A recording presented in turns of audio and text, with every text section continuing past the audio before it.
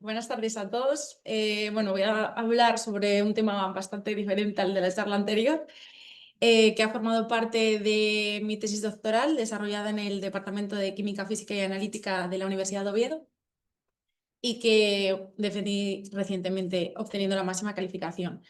El título es Desarrollo de nuevas estrategias analíticas para el estudio de la acumulación de fósforo y la formación de gránulos de polifosfato en la bacteria Streptomyces colicola.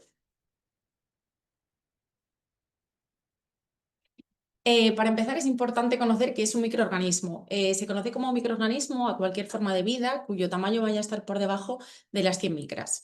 Normalmente estos organismos están asociados a situaciones perjudiciales o enfermedades, pero la realidad es que solo un pequeño porcentaje de ellos es causante de estas y que están presentes en procesos vitales como la digestión y la síntesis de vitaminas, la producción de alimentos, la fotosíntesis o la degradación de residuos en la naturaleza. Los microorganismos se pueden clasificar atendiendo a su tamaño en unicelulares y pluricelulares o atendiendo a su complejidad en procariotas o eucariotas. Pero debido a su vasta existencia, estas dos clasificaciones no son suficientes y es necesario dividirlos en 5 tipos, que serían arqueas, bacterias, protozoos, algas y hongos. En nuestro caso, nos vamos a centrar en las bacterias concretamente. Las bacterias son organismos unicelulares procariotas que cuentan con una única molécula de ADN circular de doble hebra que está dispersa en el citoplasma, denominada nucleolo. Además, todas ellas cuentan con dos estructuras comunes, que son la membrana citoplasmática, que es una bicapa fosfolipídica de entre unos 5 y 10 nanómetros de grosor, que va a tener funciones de secreción y transporte, y una pared celular, que en este caso va a tener entre unos 10 y 25 nanómetros de grosor, que está formada mayoritariamente por peptidoglicano y que va a dar rigidez y soporte a la célula.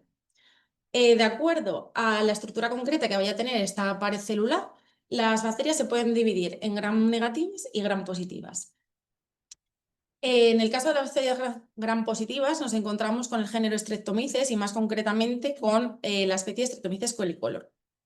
Esta bacteria es característica del suelo y debido a habitar en este ambiente que es altamente cambiante y competitivo, va a tener la capacidad de pasar sus células a un estado de latencia en el que el metabolismo va a ser nulo o muy limitado y que solo se va a romper cuando las condiciones del medio sean aptas para su desarrollo. En este punto, lo que va a suceder es que se va a reactivar el metabolismo y va a seguir un ciclo de vida complejo que va a alternar fases de carácter pluricelular como la formación del micelio vegetativo y la formación del micelio aéreo y fases de carácter unicelular como el inicio de la germinación o el final de la esporulación, que estas van a ser interesantes en los estudios que vamos a llevar a cabo. En la década de los 2000, la secuenciación del genoma de Streptomyces puso de manifiesto su capacidad para la síntesis de una gran variedad de compuestos bioactivos, entre los que se encuentran gran número de antibióticos empleados en clínica. La problemática está en que muchos de estos compuestos no han podido ser identificados o que su síntesis en el laboratorio no ha conseguido activarse. Debido a ello y a la problemática del creciente desarrollo de resistencia a antibióticos en bacterias, es necesario el desarrollo de estrategias que activen estas rutas biosintéticas. Las más comunes consisten en el cocultivo de especies, en la modificación de los componentes del medio o en la mutación genética. Nosotros vamos a centrarnos concretamente en esta última. Lo que hicimos en este caso fue llevar a cabo una mutagénesis aleatoria empleando un transposón TN5 que fue desarrollada por la doctora Gemma Fernández. El transposón es un elemento genético que va a tener la habilidad de insertarse en distintas zonas del ADN. El protocolo general es la elaboración de este elemento en una cepa más sencilla como Escherichia coli y su posterior traspaso a la cepa de interés, en este caso Streptomyces colicolor, empleando para ello como vehículo un plásmido. La colección de mutantes resultantes lo que se va a hacer es clasificarla fenotípicamente y se van a seleccionar los mutantes más interesantes para su posterior caracterización y estudio. En nuestro caso, seleccionamos Seleccionamos el mutante ESCO1897TN5, ya que en el mapeo del sitio de inserción del transposón observamos que se encontraba insertado en el gen ESCO1897. Y este fue seleccionado debido a su característica producción de antibióticos. Jolín. Vale. Ahora, vale. Bueno, se sabe que el desarrollo morfológico de Streptomyces y el metabolismo secundario, por ende la producción de antibióticos, están estrechamente relacionados y que uno de los casos en los que esto ocurre es en una situación de bajos niveles de fosfato intracelular. En estos casos lo que ocurre es que se va a activar el regulador transcripcional PHOP. Sin embargo, en nuestro caso lo que vimos es que la proteína que está alterada en la mutación, la ESCO1897, se activaba en situaciones de altos niveles de fosfato, lo que nos llevó a pensar que este regulador podía actuar como un regulador transcripcional como contraparte del PHOP y lo que nos llevó a realizar, bueno, a contribuir a su caracterización mediante el análisis del contenido de fósforo en el interior de las células de la cepa mutante. Esta investigación resulta como, bueno, de carácter multidisciplinar, como podéis ver, resulta de la colaboración de los grupos de investigación de espectrometría de masas y análisis biomédico, al que pertenezco, y de biotecnología de nutracéuticos y compuestos bioactivos, que ambos pertenecen al ISPA, y que, bueno, pone de manifiesto un poco la necesidad de que colaboremos entre nosotros, entre distintas áreas y grupos del instituto para lograr un avance en el conocimiento. Debido, bueno, en este sentido, desde un punto de vista biológico, se vio que en estudios preliminares, pues la región génica en la que se encontraba insertado el transposón no contaba con un codón de parada. Esto llevó a pensar que esa mutación podía no solo afectar al propio gen en el que se insertaba el transposón, sino a la región génica que se encontraba aguas abajo.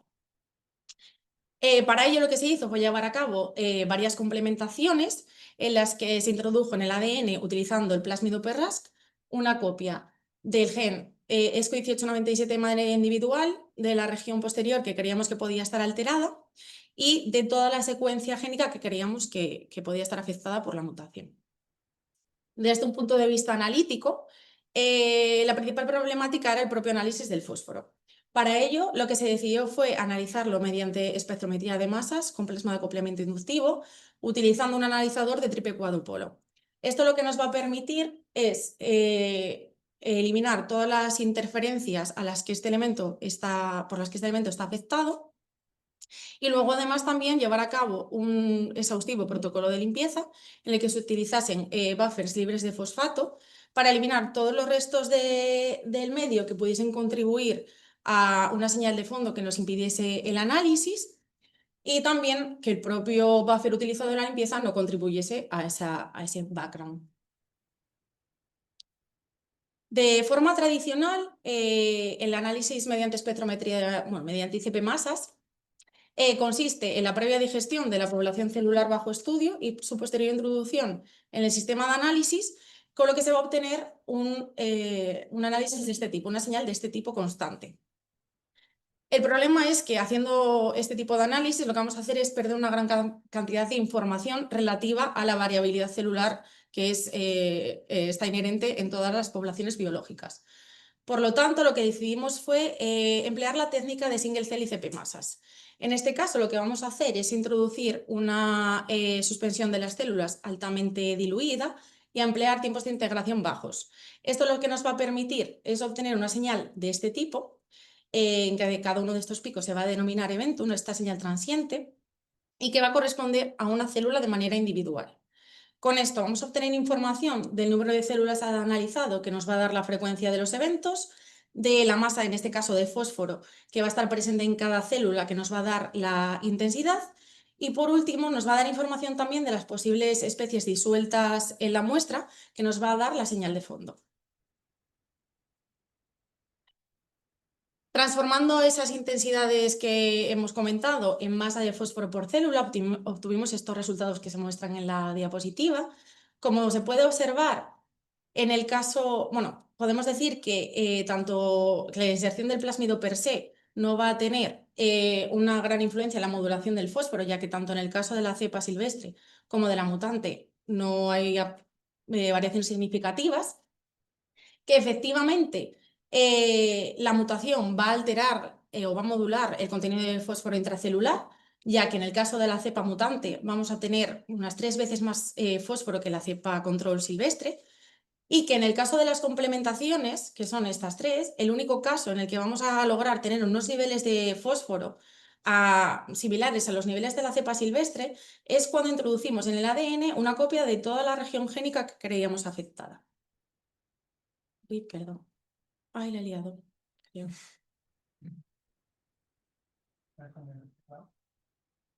Es que le di hacia... A ver, ahora, vale, ya está. Con esto se puede concluir que desde un punto de vista analítico hemos logrado el desarrollo de una estrategia que nos permita diferenciar contenidos en fósforo que se deban a la modificación genética realizada, y que desde el punto de vista biológico la modificación del contenido de fósforo se va a deber a la acción de los 5 genes.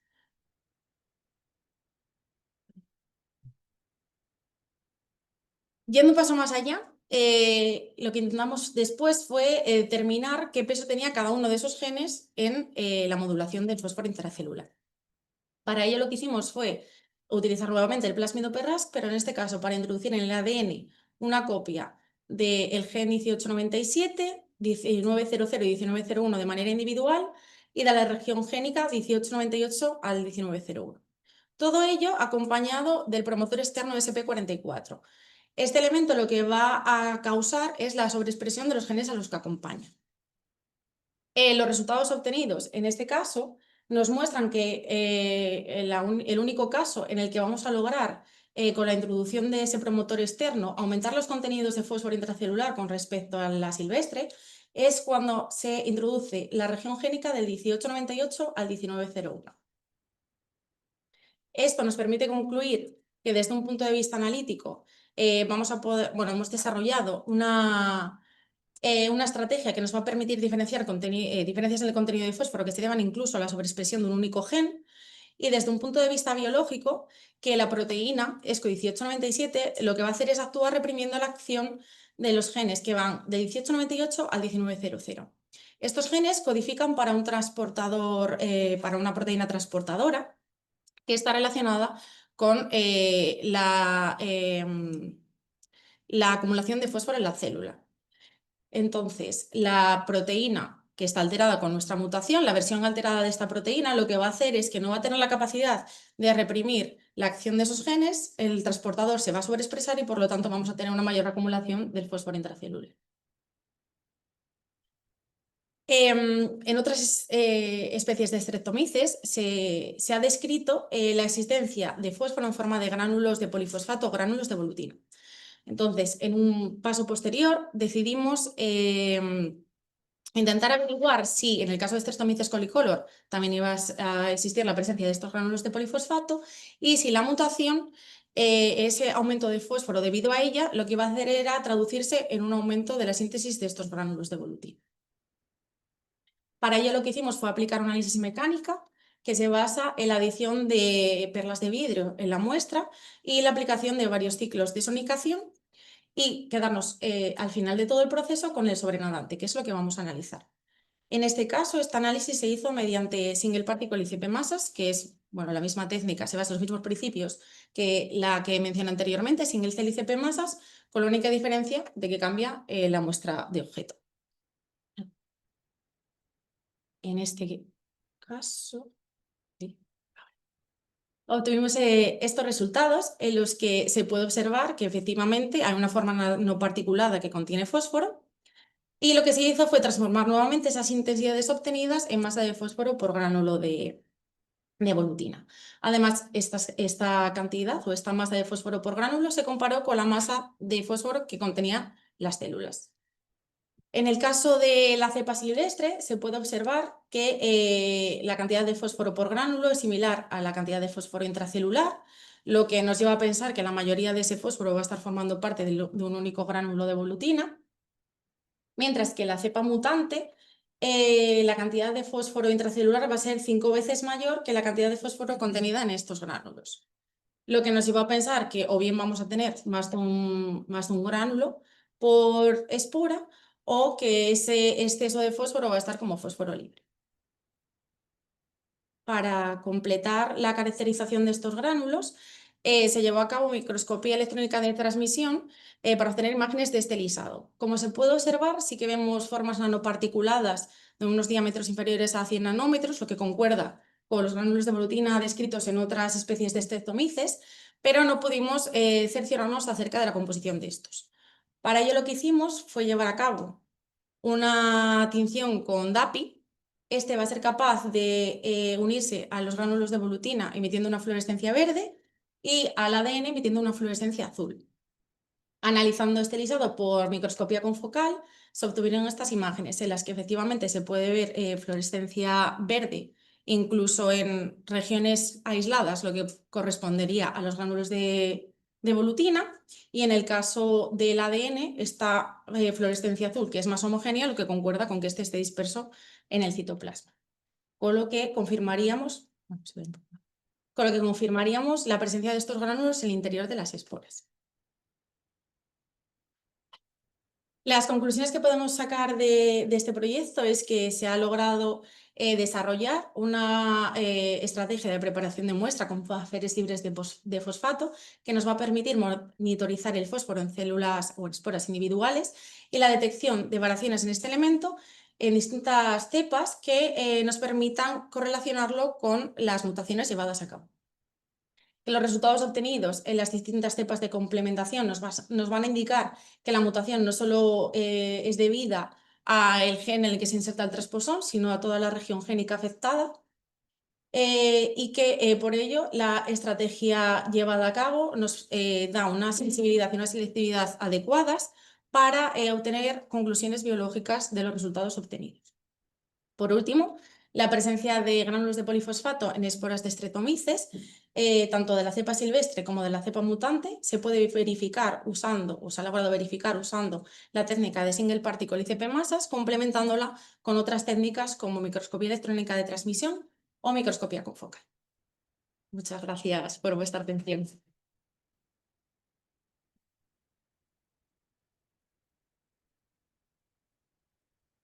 Gracias. Ahora tenemos tiempo para unas preguntas, si alguien tiene alguna duda.